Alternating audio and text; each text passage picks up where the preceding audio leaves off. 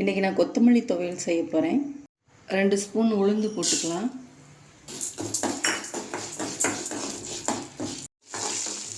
இப்போ பூண்டு போட்டுடலாம். வரமிளகாய் போட்டுடலாம்.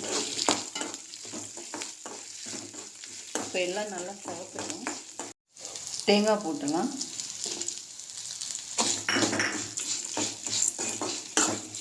கொஞ்சமாக புளி போட்டுக்கிறேன். இப்போ கொத்தமல்லி இலைகளை போட்டுடலாம்.